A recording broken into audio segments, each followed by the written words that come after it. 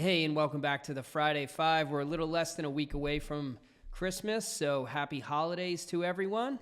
And this week on the episode, we're going to cover mortgage rates like we always do, three primary things that are going to impact rates in 2026, talk a little bit about co-signing on a mortgage, the new FHA limits, and then a quote of the week and a story that relates to that from this past weekend. So let's jump right in and start where we always start with mortgage rates.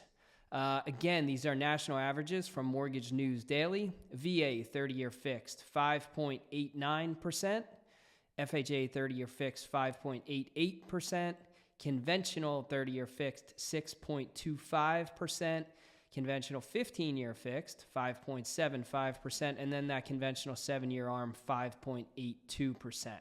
So again, rates, a little bit of improvement again. We're staying steady, and hopefully this is an omen for what's to come in 2026. So perfect segue. Number two, let's talk a little bit about three primary things that are going to impact mortgage rates in 2026. First, inflation.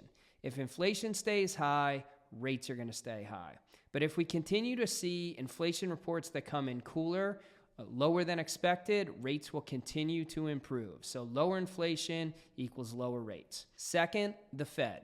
Mortgage rates are not tied directly to the Fed, but markets do price in what they expect the Fed to do in future meetings. So this year, leading into a couple Fed meetings where rate cuts were expected, rates got better leading into those meetings. Now, sometimes then they got worse after the meeting, but typically, if there's an attitude that the Fed's going to cut, that does have a positive impact on mortgage rates, and we do see them go down.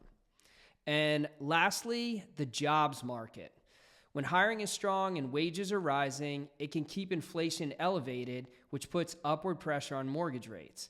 But when the job market cools, it often cools the economy, reduces wage growth, and inflation and rates will improve because of that. So I would say those are the three primary things to watch for 2026. Inflation, the Fed, jobs market. I'm optimistic that we are going to hopefully continue to see some improvement in rates.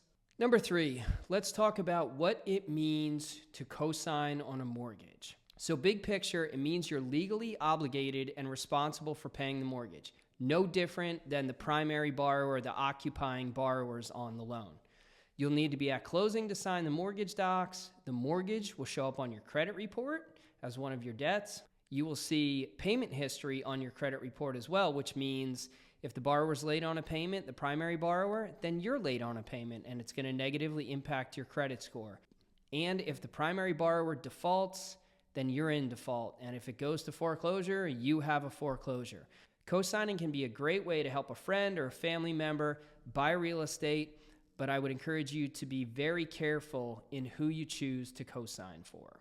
Number four, FHA has announced their loan limits for 2026. I'm going to pop a chart up here. So regular cost areas, which is the Lehigh Valley, Lehigh, Northampton counties, even Bucks, Montgomery, Philly suburbs, Philly market, basically all of Pennsylvania, unless we're in a high-cost market like New York City or LA. So the one-unit single-family loan limit is $541,287.